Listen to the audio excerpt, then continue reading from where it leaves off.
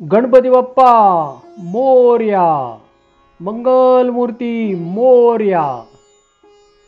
गौरी पुत्रा तू गणपती, परिसावी सेवकाची विनंती. मी तुमचा चरणार्थी, रक्षणे सर्वार्थेची स्वामिया. हे गणपती, तू गौरीचा पुत्र आहेस. सेवकाच्या विनंतीला मान द्यावा. गणेशा, मी तुझ्या चरणाजवळ आलो आहे. स्वामी, तुम्ही सर्वतोपरी माझे रक्षण करावे अशी मी तुम्हाला विनंती आहे. आज आपल्या शब्द विनायक या मालिकेचा 8वा भाग. मागच्या भागात आपण अश्विन महिन्यातील चतुर्थीची माहिती व महात्म्य पाहिले होते. आज आपण कार्तिक विनायकी चतुर्थीची माहिती व महात्म्य पाहणार आहोत. विनायक चतुर्थी प्रत्येक महिन्यातील शुक्ल पक्षातील चतुर्थीला विनायक चतुर्थी असे म्हणतात. या दिवशी गणपतीच्या पूजेचं फार महत्त्व आहे.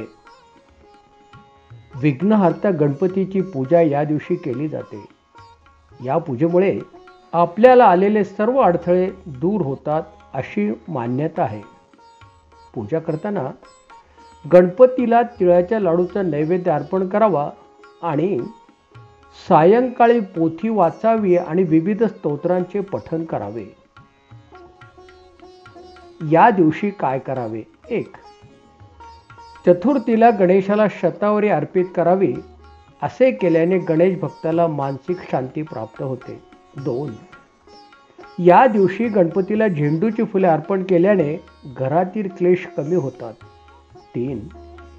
या दिवशी गणपतीला चौरस चांदीचा तुकडा अर्पण करावा. यामुळे घरात सुरू असलेले संपत्तीचे वाद मिटतात. 4. या दिवशी गणपतीला 5 वेलची आणि 5 लवंगा अर्पित केल्याने तुम्हाला जीवनात प्रेम प्राप्त होते आणि जीवनात यश प्राप्त होते. 5. विनायक चतुर्थीच्या दिवशी गणपतीला 8 मुखी रुद्राक्ष अर्पण करावा. चतुर्थी महात्म्य. वशिष्ठ मुनीने दशरथ राजाला प्रत्येक महिन्याच्या विनायक चतुर्थीचे महात्म्य सांगायला सुरुवात केलेली आहे. कार्तिक शुक्ल पक्षात येणाऱ्या चतुर्थीविषयी त्यांनी दशरथ राजाला महात्म्य सांगायला सुरुवात केली. मुनी सांगतात, हे दशरथा, सूर्यवंशात सुधन्वा नावाचा एक धर्मशील, सत्यवचनी, पराक्रमी, कीर्ती प्राप्त झालेला राजा होऊन गेला. राजा कुबेराप्रमाणे संपन्न होता. त्याची भार्या कलावती ती रूपाने सुंदर, धर्मशील आणि पतिव्रता होती. राजाचा प्रपंच आणि राज्य अतिशय आनंदात आणि सुखात चाललेले होते. सर्व राजामध्ये श्रेष्ठ असा सुधन्वा राजा होता. सगळं कसं आनंदात आणि सुखात चाललेलं असताना अचानक एके दिवशी एक विपरीत घटना घडली. राजाच्या अंगाला अचानक कोड दिसू लागले आणि त्यात असंख्य किडे वळवळताना पाहायला मिळाले. राजाला कुष्ठरोगाच्या वेदना असह्य होऊ लागल्या. राजवैद्यांनी दिलेली विविध प्रकारची औषधी घेतली. नाना प्रकारची मंत्रानुष्ठाने केली. विविध मंत्राचे पुनश्चरण केले. अनेक तीर्थक्षेत्री जाऊन स्नान केले. देवदेवतांचे दर्शन घेतले, पण काही एक फायदा झाला नाही. त्या आजाराने जास्तच राजा दुःखी झाला, त्रस्त झाला. काय करावे? कुठे जावे? व्याधी कशी बरी होईल या विवंचनेतच राजा सदैव बुडालेला असायचा. एक दिवशी मन कठोर करून त्यांनी आपल्या दरबारातील सर्व मंत्र्यांना बोलावले आणि सांगितले, मंत्र्यांनो, हे राज्य आता तुम्ही सांभाळावे. मी पत्नीसह घोर वनात आत्मसाधना करण्यासाठी जात आहे. असे सांगून पत्नीसह घोर अरण्यात जाऊन विघ्नहर्ता गणेशाची उपासना करू लागले. आपले दुःख दूर करावे म्हणून त्याची प्रार्थना करू लागले. असे कितीतरी दिवस गेले.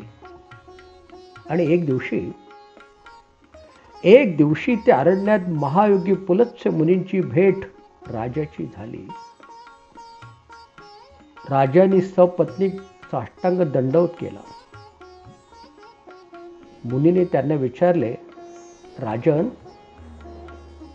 अरे असे काय झाले म्हणून तुम्ही दोघे घोर अरण्यात आला आहात? त्यावर राजाने आपले दुःख आणि झालेल्या रोगाबद्दल सविस्तर सांगितले. का मला हे दुःख भोगावं लागत आहे? मुनीवर माझे कोणतं पाप माझ्या आड येत आहे ते कृपा करून मला सांगावं. मुनी राजाला म्हणाले, हे राजा, हे तुझ्या पूर्वजन्माचे पाप नसून या जन्माचेच आहे. राजा, तुझ्या राज्यात चतुर्थी व्रत जे गणेशाला अत्यंत प्रिय आहे ते केले गेले जात नाही रे. आणि बर का राजन, हे व्रत म्हणजे सर्व सिद्धी प्रदायक आणि 4 पुरुषार्थाचे साधन आहे. ते व्रत करीत नसल्याने त्या पापाचे तुला फळ भोगावे लागत आहे. हे सर्व ऐकून राजा अत्यंत दुःखी झाला.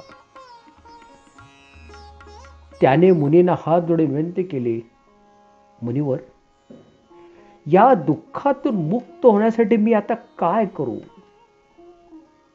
त्यावेळी मुनींनी राजाला श्री गणेशाच्या ब्रह्मस्वरूपाची पूर्ण माहिती सांगितली आणि राजाला षडाक्षरी गणेश मंत्राचा उपदेश केला.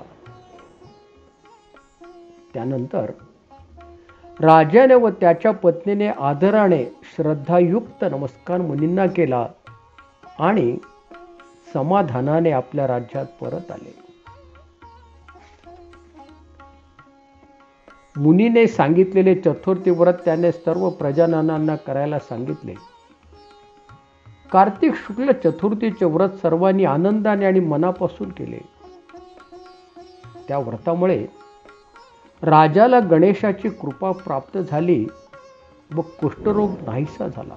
सर्व सुखाचा अनुभव घेऊन त्यांनी उर्वरित आयुष्य गणेशाच्या भक्तीत व उपासनेतच घालवले. आज आपण इथेच थांबणार आहोत.